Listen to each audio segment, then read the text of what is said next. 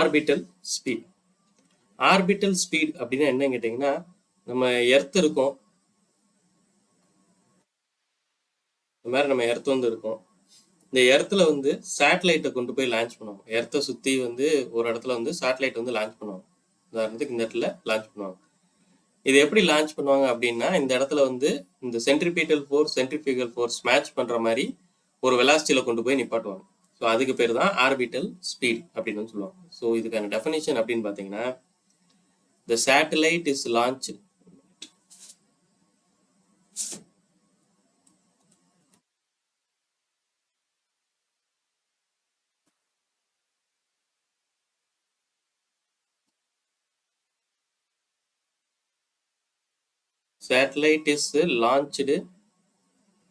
from the surface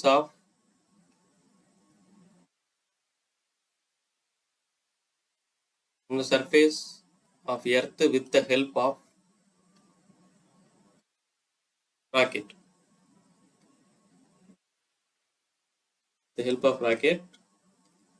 Which parks it in particular orbit. நிறைய orbit இருக்கும், ஏதாவது ஒரு ஆர்பிட்ல with tangential speed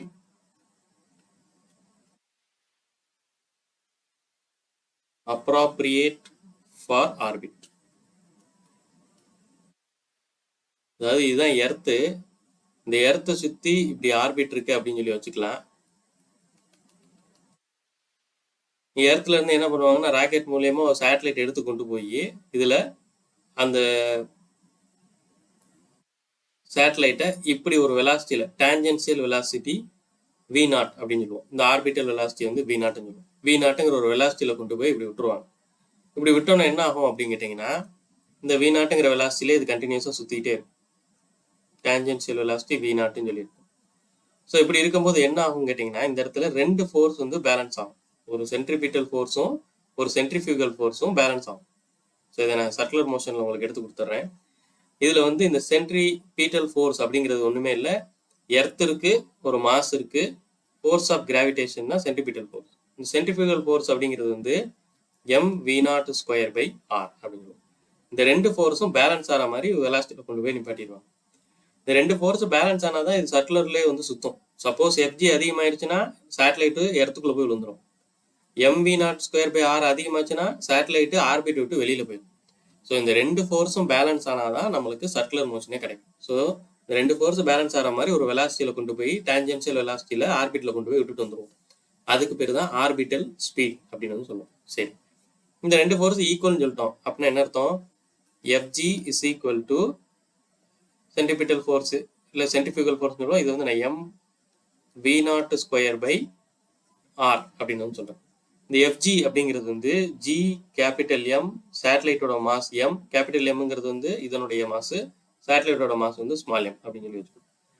divided by r² is equal to mv0² r. So இதில் எதெல்லாம் cancel பண்ணலாம்? m cancel, r² r வந்து cancel, remaining இருக்கிறது V0². So V0 is equal to root of gm by r. So உங்களோட orbital ஸ்பீடுக்கான formula இதுதான். Orbital speed V0 is equal to root of gm by r அப்படின்னு சொல்லணும். Okay, so circular பாத்தில் சுற்றுறதுனால இந்த centripetal ஃபோர்ஸும் centrifugal ஃபோர்ஸும் always ஈக்குவலாக வந்து இருக்கும். சென்ட்ரிபிட்டல் ஃபோர்ஸ் வந்து இஸ் டுவர்ட்ஸ் த சென்டர். இந்த சென்டரை நோக்கி போகிறது தான் சென்ட்ரிபிட்டல் ஃபோர்ஸ். சென்டரை விட்டு வெளியில் வர்றது வந்து சென்ட்ரிஃபியூகல் ஃபோர்ஸ் அப்படின்னு சொல்லுவோம். சரி, இப்போ ஆர்பிட்டல் ஸ்பீடு வந்து கண்டுபிடிச்சிட்டேன். Root of gm by r அப்படின்னு சொல்லி கண்டுபிடிச்சாச்சு. இப்போ இந்த ஆர்பிட்டல் ஸ்பீடை வந்து இன் டேர்ம்ஸ் ஆஃப் கிராவிடேஷன் வந்து நான் எழுத போறேன். ஜியில் வந்து எழுத போறேன். அது எப்படி எழுதலாம்? அதாவது orbital speed V0 in terms of G, அதில் வந்து நான் எழுத போறேன். எனக்கு ஜியோட ஃபார்முலா வந்து என்ன தெரியும்? G is equal to gm by r² அப்படிங்கிறது தெரியும். இதுல gr² is equal to gm அப்படின்னு சொல்லி நான் எழுதிக்கலாம். ஜிஎம்க்கு பதிலாக ஜிஆர் ஸ்கொயர், இந்த ஆரை வந்து மேலே கொண்டு போனோம்னா எப்படி வரும்? அப்போ என்னோட orbital speed V0 is equal to root of GM by ஆர்ன்னு இருக்கிறத நான் எப்படி எழுதிக்கலாம்? ஜிஎம்க்கு பதிலாக ஜிஆர் ஸ்கொயர்னு எழுதிக்கலாம். So gR square divided by R அப்படின்னு சொல்லிக்கலாம். GR square divided by R அப்படின்னு. So V0 in terms of g அப்படிங்கிறது வந்து என்னன்னு பார்த்தீங்கன்னா gR square divided by R அப்படின்னு சொல்லலாம். இந்த ஆர் அப்படிங்கிறது வந்து என்ன சொல்லலாம்? இதுதான் எர்த்து அப்படின்னா இங்கே அந்த சேட்டலைட் சுற்றுதுன்னா இந்த சென்டர்லேருந்து இந்த பாயிண்ட்டுக்கான டிஸ்டன்ஸ் வந்து ஸ்மால் ஆர் அப்படின்னு சொல்கிறோம். இந்த ஆரை இன்னும் ஃபர்தராக எப்படி சொல்லலாம்? இந்த radius of the earth plus height of the satellite அப்படின்னு சொல்லலாம். R is equal to R plus h அப்படின்னு கூட சொல்லலாம். So V0 is equal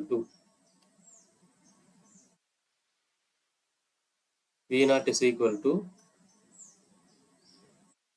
G R square divided by R plus H அப்படின்னு சொல்லலாம் ரூட்டுக்குள்ள.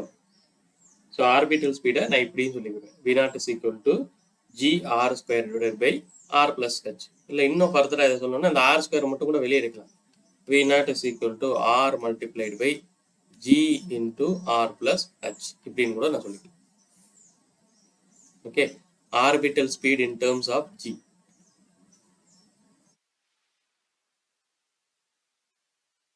இன் டேர்ம்ஸ் ஆஃப் G அப்படின்னு சொல்றேன். Okay, so orbital ஸ்பீட்னா root of GM by R.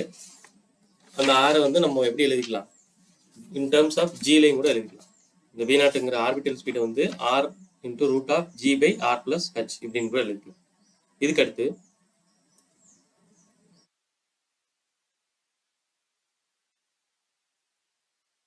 Orbital ஸ்பீடுக்கும் density இதுக்கெல்லாம் என்ன ரிலேஷன்ஷிப் அப்படின்னு சொல்லி நம்ம பார்க்கலாம். இது ஒரு முக்கியமான relationship.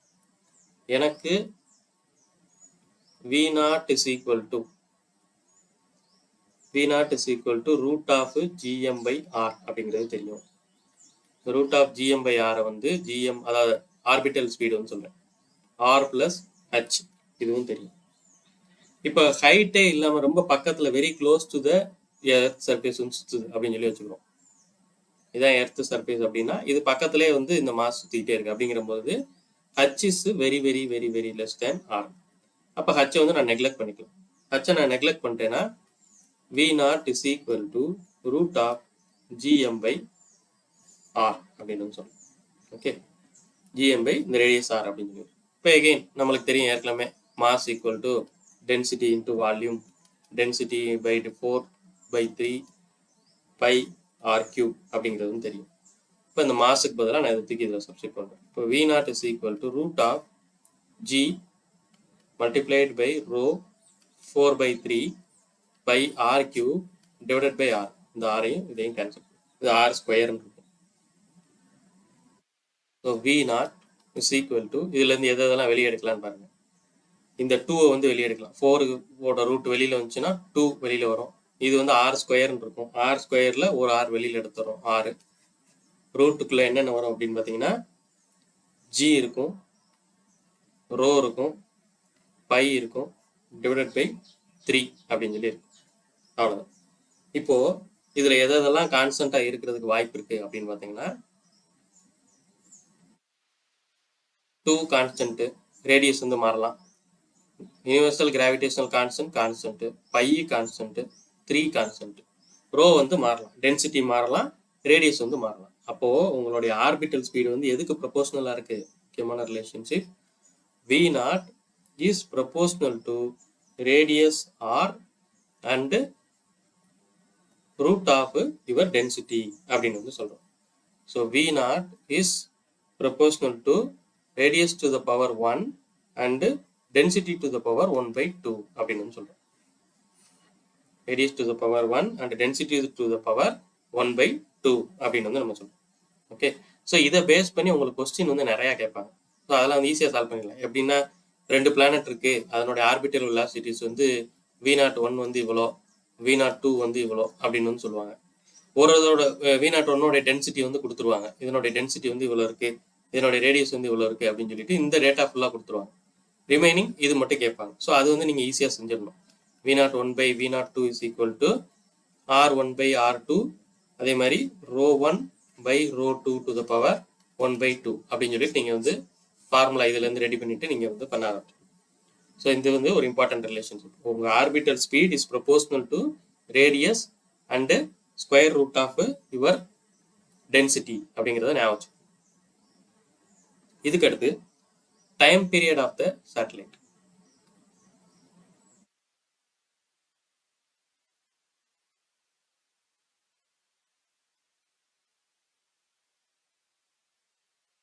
Time period of the satellite.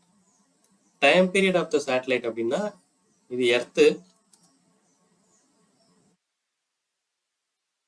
இந்த எர்த்தை சுற்றி சேட்டலைட் வந்து வரும்னு சொல்லியிருக்கிறோம். ஸோ இந்த இடத்துல சேட்டலைட் இருக்கு. இந்த சேட்டலைட் வந்து பார்த்தீங்கன்னா இந்த இடத்துல ஆரம்பிச்சு திரும்ப இந்த இடத்துக்கே வர்றதுக்கு எவ்வளோ நேரம் எடுக்குது, அதுதான் வந்து உங்களுடைய டைம் பீரியட் அப்படின்னு சொல்லுவோம். Time taken for the satellite to complete one complete revolution around the planet, அதான் வந்து time period of the satellite.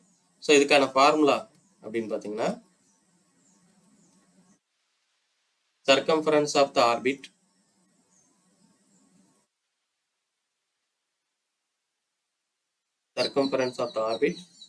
divided by orbital speed. Circumference of the orbit னா ஒண்ணுமே இல்ல, distance. இது என்னது? distance. இங்க இருந்து எவ்வளவு தூரம் போயிட்டு வருதுங்கிறது distance. Orbital speed அப்படிங்கிறது வந்து speed. Distance by speed is equal to time. அதான், வேற ஒண்ணுமே இல்லை. அப்ப இங்க டைம் பீரியட் வந்து நம்ம t சொல்றோம். சர்க்கம்ஃபரன்ஸ் வந்து 2πr அப்படின்னு வந்து வச்சுக்கிறோம். இந்த டிஸ்டன்ஸ் வந்து r டிஸ்டன்ஸ்ல இருக்கிறதுனால 2πr அப்படின்னு வச்சுக்கிறேன். ஆர்பிட்டல் ஸ்பீட் எனக்கு ஏற்கனவே தெரியும், gm/r. அவ்வளோதான். இப்போ இது ரூட் மேலே போகும்போது மேலே √r அப்படின்னு சொல்லி வரும். அதாவது t is equal to 2πr multiplied by r/gm அப்படின்னு சொல்லி வரும். ஸோ இன்னும் ரிஃபைன் பண்ணணும் அப்படின்னா 2π இந்த r உள்ள போகும்போது r² ஆயிரும். So √r³ divided by gm அப்படின்னு சொல்றோம். இப்போ ஸ்கொயரிங் ஆன் போத் சைட்ஸ், ரெண்டு சைடும் நம்ம ஸ்கொயர் பண்ணுவோம்.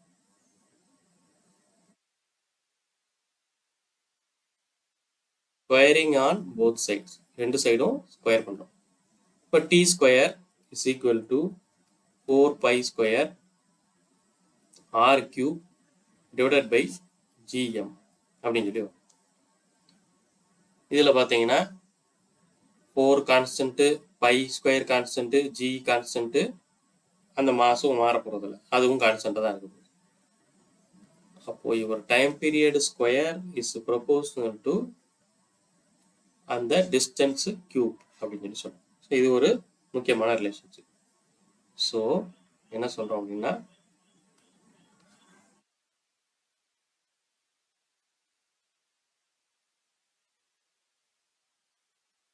square of the period of revolution of satellite is proportional to the cube of the radius of the orbit. Square of the period of satellite, period of revolution of satellite கூட சொல்லலாம். Period of revolution of satellite is proportional to cube of radius orbit. Is proportional to cube of radius orbit. அவ்வளோதான்.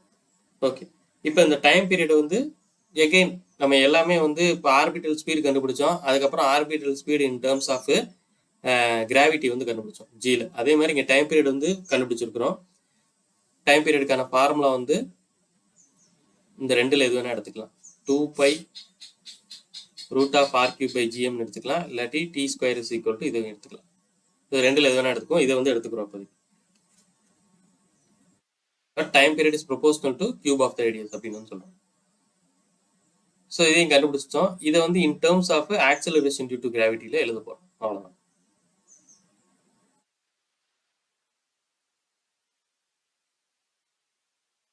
Time period in terms of G.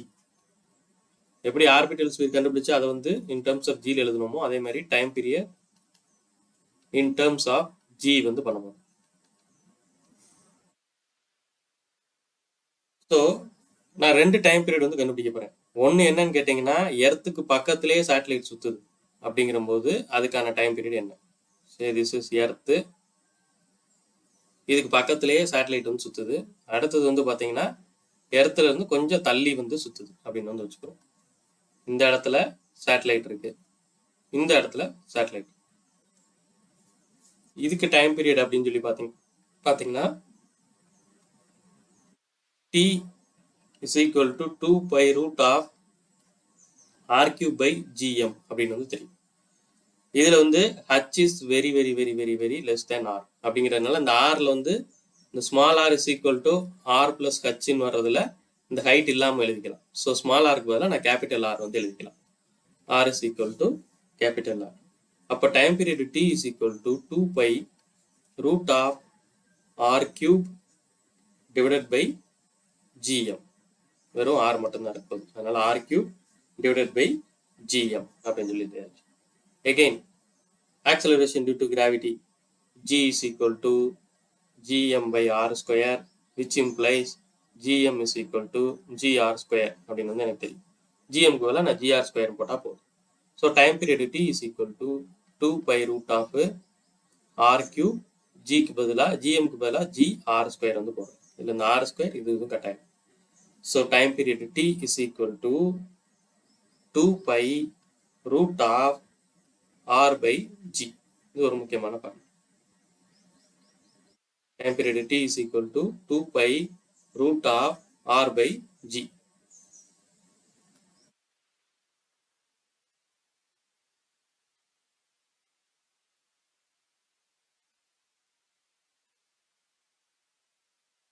Two pi root of r by g. இதில் எனக்கு values எல்லாம் தெரியும். R வந்து 6400 kilometre, G வந்து 9.8 metre per second square. அப்போ என்னோட time period என்ன வரும் கால்குலேட் பண்ணால் 84.6 மினிட்ஸ் அப்படின்னு சொல்லி வரும். Time taken for A satellite to complete this revolution அப்படின்னா 84.6 மினிட்ஸ் அப்படின்னு சொல்லி வரும். Close to the earth. இதுக்கு அடுத்து இப்போ இது வந்து ஒரு பர்டிகுலர் ஹைட் இல்லாமல், இதுக்கு அடுத்து இந்த இது வந்து at particular height.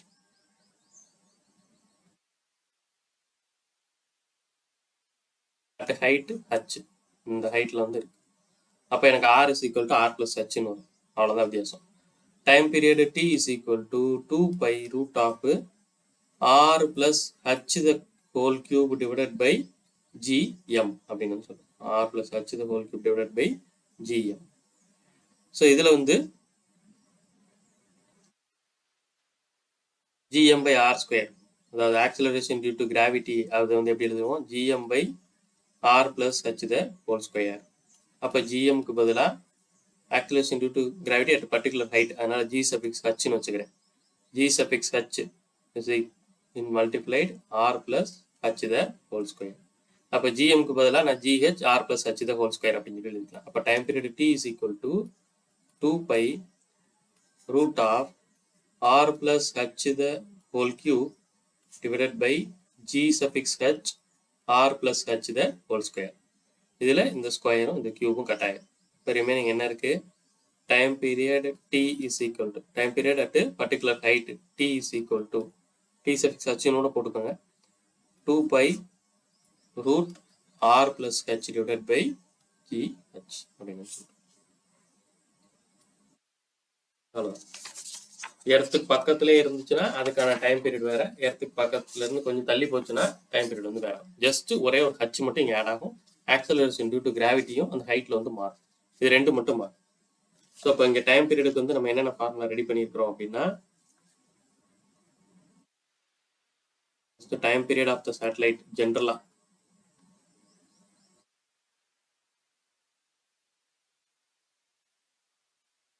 t is equal to 2 pi root of r cube by gm அப்படின்னு நம்மளுக்கு வந்து தெரியும்.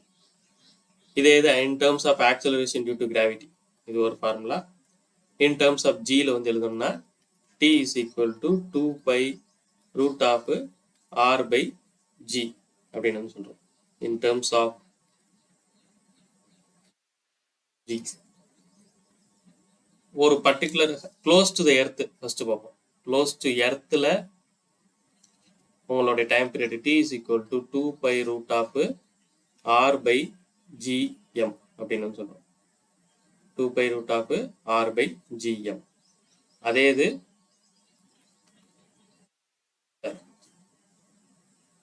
Close to the earth r by g அப்படின்னு சொல்லுவோம்.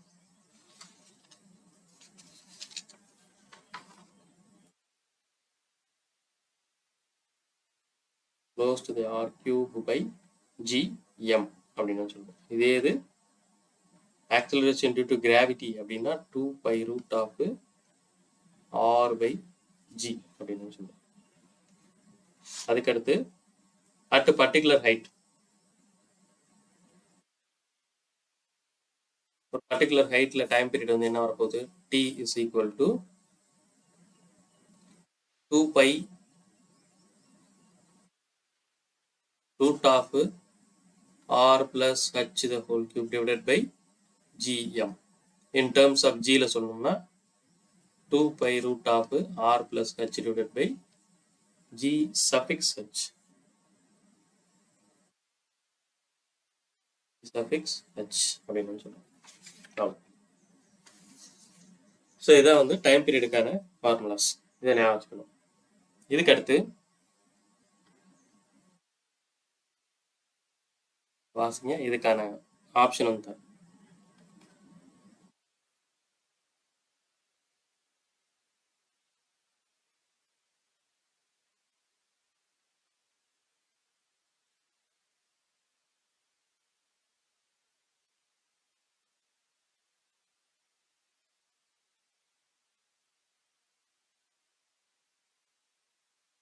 என்ன சொல்லியிருக்காங்க, what should be the duration of air if the distance between earth and the sun gets doubled with the present distance. doubled the present distance. so earth and சன்னோடைய distance வந்து அதிகப்படுத்தினா உங்களுடைய time period வந்து என்னவா இருக்கும் அப்படின்னு வந்து கேட்குறாங்க. நம்ம இப்படி கூட வச்சுக்கோம், what is the duration of the year அப்படிங்கிறதுக்கு பதிலாக what is the time period in days அப்படின்னு கூட வச்சுக்கணும். What is the time period in days அப்படின்னு வச்சுக்கணும். ஏன்னா ஆப்ஷன் வந்து டேஸில் இருக்குது அப்படிங்கிறதுனால. ஸோ எனக்கு என்னென்ன தெரியும், டிஸ்டன்ஸ் வந்து அதிகப்படுத்துகிறாங்க. அப்போ R2ங்கிறது புது டிஸ்டன்ஸு, R1ங்கிறது பழைய டிஸ்டன்ஸு, 2 × R1 அப்படின்னு சொல்லி வச்சுக்கேன். ஓகே, டைம் பீரியட் வந்து எனக்கு தெரியும். நார்மலாக இருக்கக்கூடிய ரேடியஸ்க்கு வந்து 1 வருஷம் ஆகும் சுற்றுறதுக்கு. T1 அப்படிங்கிறது வந்து பார்த்தீங்கன்னா 1 இயர் ஆகுது. T2 தான் நம்மளுக்கு இப்போ ரேடியஸ் அதிகப்படுத்தியிருக்காங்க, எவ்வளோங்கிறத நான் கண்டுபிடிக்கணும். அவ்வளோதான். எனக்கு ஃபார்முலா என்ன தெரியும், T² is proportional to R³ அப்படின்னு சொல்லி ஒரு ஃபார்முலா வந்து தெரியும். டைம் பீரியடு ரிலேஷன் வந்து பார்த்துருக்குறோம். Square of the time period is equal to cube of the distance அப்படின்னு சொல்லி பார்த்துருக்கோம். ஸோ இதை வச்சு நான் ஃபார்முலா ரெடி பண்ணிடுவேன். எப்படி ரெடி பண்ணுவேன், T2 by T1, T2 square by T1 square is equal to R2 cube divided by R1 cube அப்படின்னு வந்து நான் சொல்கிறேன். ஓகே, இதில் T2 square is equal to R2 cube multiplied by T1 square divided by R1 cube அப்படின்னு சொல்றோம். So இதில் இவங்க சொன்னபடி ஃபார்முலா எல்லாம் போட்டோம்னா T1 வந்து 1 இயர், R2க்கு பதிலாக நான் வந்து 2 × R1 அப்படின்னு சொல்லி எழுதுறேன். 2 × R1 cube, T1 வந்து 1 இயர், கீழே வந்து ஒரு R1 cube அப்படின்னு சொல்லி இருக்கு. ஸோ இதில் R1 cube அடியாயிரும், 2 cube இருக்கும், அதாவது 8ங்கிறது வந்து இருக்கும். அப்போது T2 square is equal to 8 அப்படின்னு சொல்லி வரும். T2 is equal to root 8 years. root 8 years வந்து எப்படி பண்ணலாம் அப்படின்னா